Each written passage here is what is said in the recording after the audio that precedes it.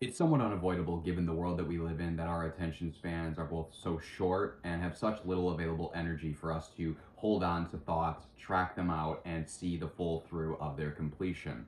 Eclipse season is a really good time and a really good example to look at our short attention span and how it sometimes affects our ability to see the full story that's been playing out in our lives cosmologically and energetically. Now, this eclipse season that we're just concluding is, again, like I said, a really good example. We had that full moon lunar eclipse in Pisces, we had the solar eclipse in Virgo. But on September 26th, the cosmological narrative indicates that we are actually getting another thread that's coming to the surface from the Aries solar eclipse that we had in April of 2025. Now, before we get into it and how the cosmological narrative and the energy connects back to the solar eclipse in Aries that we had in April for tomorrow, the 26th, I am Michael the Hierophant. I'm a mystic and magi, and I invite you to join me every single Wednesday for Consciousness Conjunctions and Conversations. It's my free astrological and spiritual divination based workshop. We get together on Zoom every single week. It's completely free, and you can grab your seat at the link in my bio. We go through the last week's transits and energy, and we tell personal and community stories to help make astrology a little bit more bite-sized, as well as understand the archetypes and the mundanity of astrology a little bit better, so that whether you're reading for yourself, reading for a friend, or just trying to get ahead of the energetic weather, so to speak, you can associate and look at the big picture of how some of these archetypes, how some of these symbols show up in your life beyond the buzzwords that you read on the internet or see on TikTok videos, typically when astrologers are talking about the energy. We also go through the next week's transits, and I teach you how to delineate the highs and lows and where these transits and celestial movements take place in your spiritual narrative, because that is what we are living in constantly. As we look at astrology, we are literally just looking at a projected view of our internal landscape, as above, so below. And as we venture through this dark life, this dark forest that we call life, even if we've been incarnated here a million times before, we don't remember how to walk in the same exact steps, the same exact pace that we did in a past life to get to where we want to get to. So, what better map, what better compass than the stars above to help guide us to where we want to be? So, I encourage you to join the link, click the link in my bio, join my class, and I'll see you Wednesday, 6:30 Pacific. I hope to see you there. Let's dive into the cosmological narrative with more depth for September the 26th. So, the real big thing that we are going to focus on with September 26th is the fact that Mercury is in the sign of Libra. Now, before we get into the details of how this connects back to the solar eclipse, let's go through some of the basics of Mercury and Libra. So, Libra as a sign is all about justice, fairness, it's equality, it's a focus on relationships, socializing. Think any sort of interaction with another human that has some sort of win-win situation. So when Mercury is in the sign of Libra, it means that our attention, our perception, the things that catch our ear, the things that catch our attention, maybe even some of the things that we say or we think or reflect upon in journaling or just meditation, contemplation, those thoughts, those conversations, that dialogue is going to be a lot more centered around justice, around fairness. And obviously, this is going to apply differently where it's at in your chart. But, like, for example, if you're a Leo rising like me and you have Libra in the third house, this might mean that you might communicate or have interactions with your local environment, your siblings, your neighbors, your tribe, and there might be downloads or recognitions, realizations, reflections that have to do on how to balance the scales a little bit. And again, that's a little vague, but wherever there's some sort of disbalance in the Libran area of your chart, this Mercury download, while it moves through Libra, is allowing us to, again, level the scales a little bit. Now, how does this connect back with the solar eclipse in Aries? Well, tomorrow on the 26th, Mercury is actually going to hit 14 degrees of Libra, and 14 degrees of Libra is in direct opposition with where the solar eclipse in Aries took place in April of 2025. Now, what this suggests, Mercury coming into an opposition with the solar eclipse point, suggests that this might not be like a massive day changing or even like worth journaling type of moment, but what might happen is we might be offered a checkpoint. We might be offered some sort of checkpoint to either gauge how far we have to go or how far we've come since then.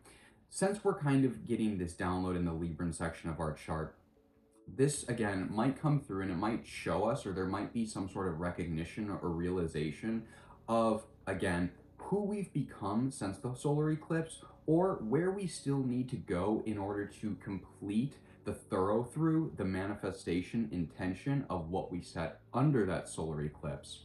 Now, the day is also being colored by a pretty interesting geometric pattern, which is called a cradle. And this aspect will be formed, essentially a cradle is like a top-heavy box. You get a longer top and a shorter bottom, and you can kind of think about it like a basket. Now, a cradle is going to have two planets that are in opposition with each other, and then another set of planets down here, which are making trines to the planets across from each other, and then there's going to be three sextiles all connecting this situation together.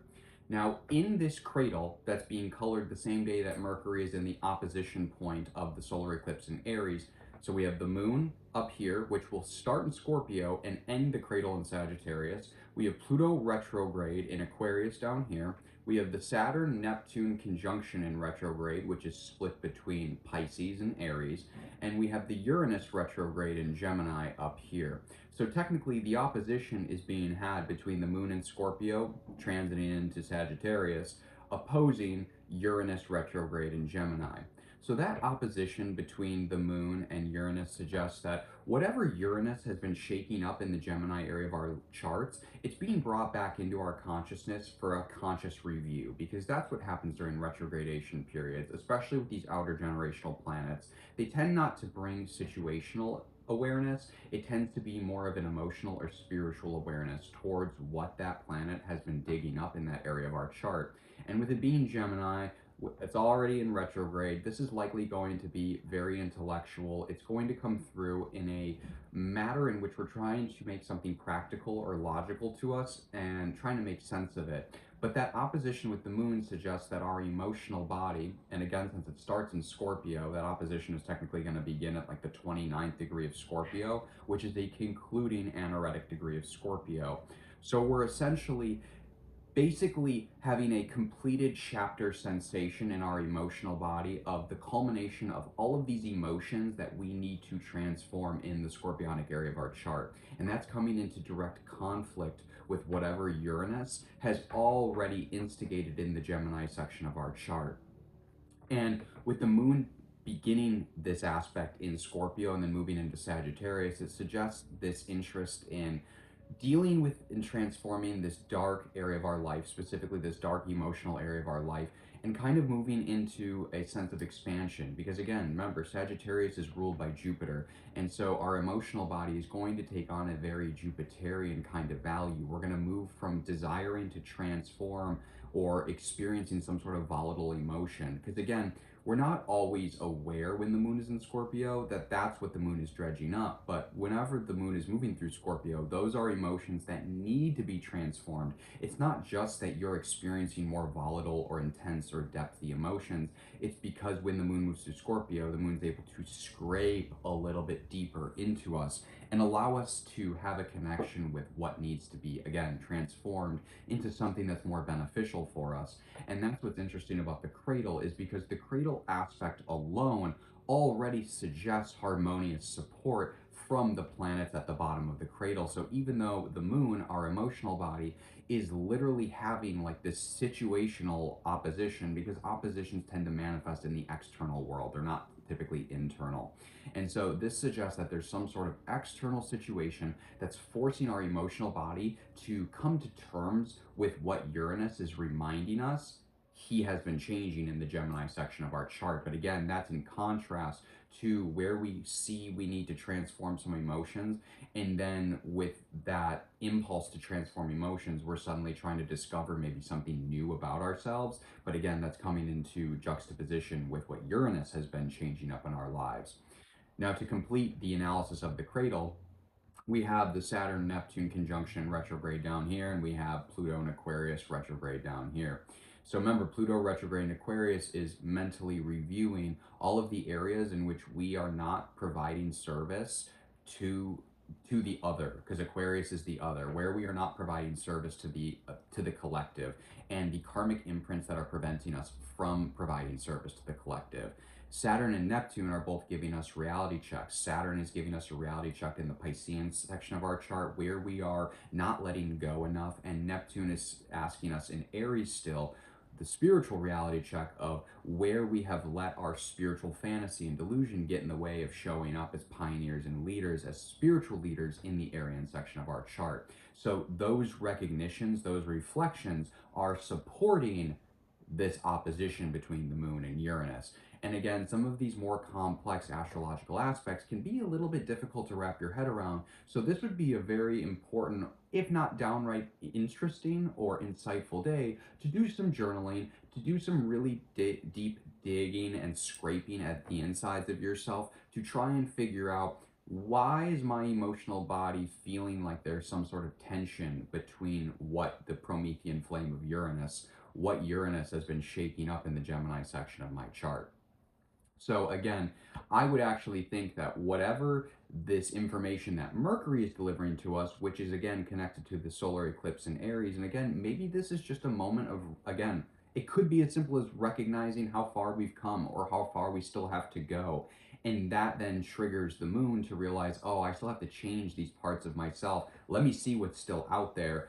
But again, what's out there might actually be in opposition, in juxtaposition with what Uranus has already been changing in the Gemini section of our chart. And while we might know where we're headed or where we'd like to go with the Gemini section of our chart, there might be an emotional impulse to maybe see what else is out there. Let's maybe explore something else.